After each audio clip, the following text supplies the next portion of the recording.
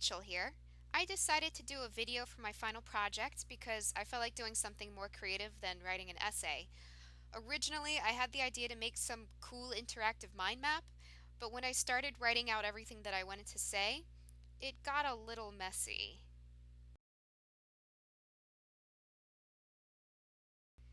Since everything we learned in this course is interconnected, my goal with this video is to explain everything you see here in a more organized way. Okay, so what did I learn this semester? I can say that because of this class, I've been reflecting a lot on my teaching and I see a lot of room for improvement. I'd like to start by explaining the most salient points that I took away from this course.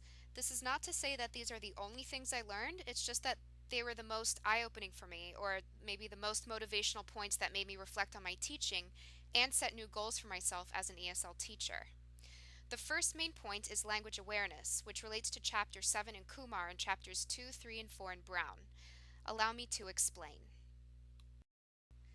The chapter on fostering language awareness comes from Kumar Chapter 7. What I gleaned from this chapter was the importance of knowing everything about the language we teach, how students learn it, how we teach it, and how we should be teaching it. Kumar states that it is essential for ESL teachers to have a conscious awareness of the way the language they are teaching works and the way it is used. This made me think about my teaching experience in South Korea, where schools hire anyone who speaks English as their native language, whether or not they are qualified to teach. While teaching with my colleagues, I was struck by how obvious it was who had taught before and who hadn't. The sad thing was that those who hadn't taught before might have been amazing teachers if they knew anything about grammar or even had some basic strategies for teaching the language.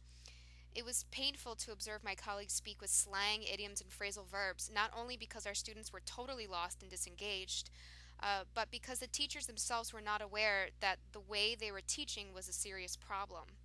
Kumar reinforced for me the importance of fostering language awareness in students as well as in teachers. So to do this, to foster language awareness, I think it's important to know where the language pedagogy started and how it's evolved to the present-day post-method era. And this includes having knowledge of the various methods of language teaching as a toolbox for teachers to draw on. Being aware of the language we use means being aware of how we use it and how we can teach it, and which methods are effective and appropriate depending on the needs and goals of our students. Whatever method is being used, one of the goals should be for classroom activities to promote learner autonomy.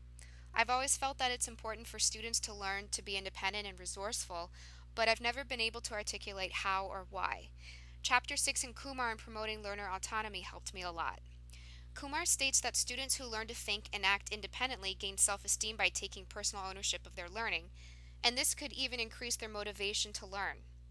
Teachers who are more conscious of the way the English language works and is used can better equip their students with the tools to understand and use the language independently.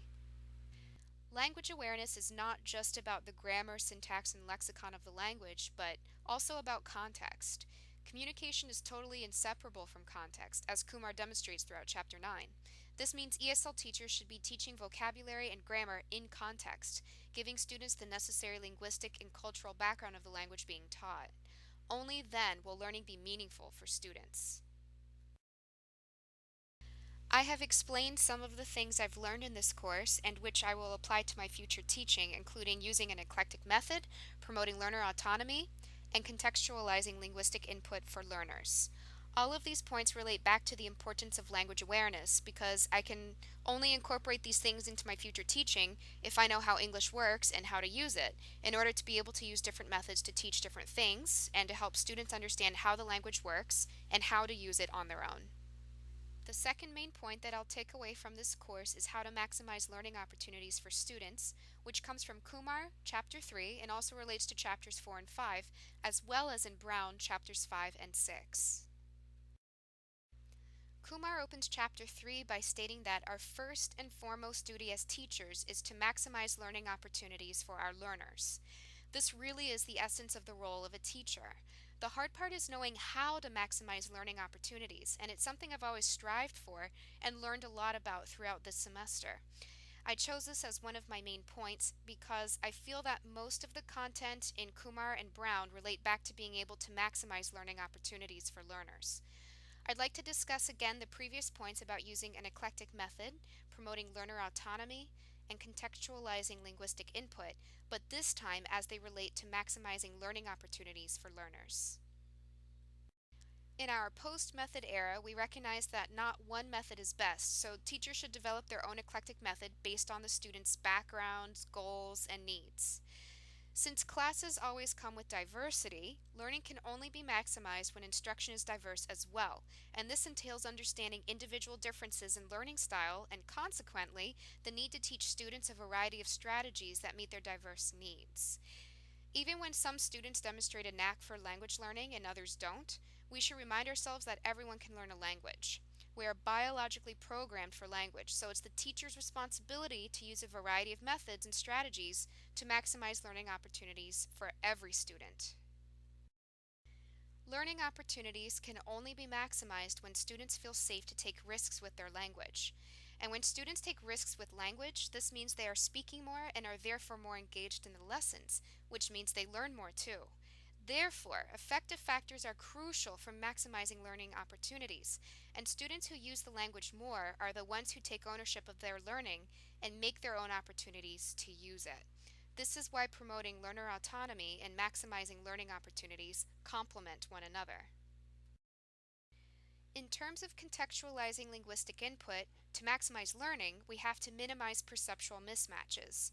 If we can identify and address perceptual mismatches in the classroom, then we can also provide the appropriate linguistic and cultural context for the student's input. I think this goes further into facilitating negotiated interaction. In Chapter 5 in Kumar, I learned about Krashen's I+1 theory and Vygotsky's theory of zone of proximal development. Both of these theories address our need for comprehensible input in meaningful contexts, which is what contextualizing input is all about. I also relate this to Chapter 11 in Kumar on ensuring social relevance, which is important for me because I tend to change countries every couple of years. And with that comes a whole new social and political context where I end up teaching. So to summarize, I should focus on content and context of input to facilitate language learning for students. Again, everything I just discussed is only a small percentage of what I learned in this course, but these were the most salient points for me because I either learned something completely new or Kumar and Brown just helped me to articulate what I've already been doing intuitively. Okay, now how will I incorporate what I learned into my future teaching? As I just mentioned, I tend to change countries every couple of years, which means the cultural and political context in which I teach changes too. This trend will continue as I pursue my future goals of teaching abroad for the English Language Fellow Program and then coming back to the US and teaching ESL at a community college. I found that I've already started being more aware of what I know about English, and that has helped me become a better teacher even in just these few short months. For example, when a student asks me the meaning of a new word, I don't just tell him or her what it means. Now I give examples of its different usages, like whether it's formal or informal, and I give other forms of the word as well, such as its noun, adjective, and verb counterparts. And I might even take it further and discuss collocations with that word or idioms or anything else related to it. Then I ask my students questions that will allow them to use the different forms of this word in our conversation. I've been contextualizing their linguistic input, and it's really helped them with retention of new words because they practice using it in meaningful communication. Even if this tangent takes us off topic, I no longer worry about getting through the material, and I find that I'm taking every opportunity that arises to teach my students something new rather than just glossing over a new word, for example. This is so important, especially because it's the student who asks the question and thus express interest in learning about it. So to give him or her autonomy over our lessons and his or her learning, I'm allowing my students to guide our lessons more. I've learned not to focus so much on getting through the material, and it's really allowed me to recognize those teachable moments and allowed myself to pursue them for the benefit of my student. This is easier to do in private lessons than in large classes that follows a pacing guide or syllabus, but I still want to make creating learning opportunities a priority of mine in my future teaching. Another point that I'd like to mention in addition to everything I've already discussed is about identity. I want to start incorporating more of my students' first languages because Chapter 11 of Kumar revealed that our students' first languages are one of the most underused resources that students and teachers have. I've actually started doing this already in my current lessons. For example, if my student and I are discussing idioms, I ask them if they have the same idiom or something similar in their language. Or I might ask my students to describe the structure of a question in their language and compare it to the construction of a question in English. And this is challenging but interesting for my Russian students because they don't have auxiliary verbs in Russian, and their word order is a lot more flexible in Russian. After I started asking students to think about their first language, I've actually noticed that some of them have been able to learn grammatical concepts more rapidly than before. Not only does this foster language awareness for both myself and my students, it brings their native language and culture into the picture. I think it's so important for my students to know that I respect their culture, and by showing an interest in their language and culture, I think this will make them feel like their linguistic and cultural identities are valid in the context of our globalized world dominated by the English language and American culture. I think that this strategy requires different techniques when it comes to teaching EFL versus teaching ESL, and I know I'm going to have fun figuring all this out in my future teaching.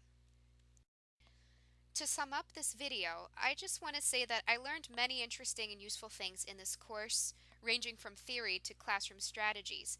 But most importantly, it has helped me reflect on my teaching experience, and now I've come to realize how I can improve as a teacher.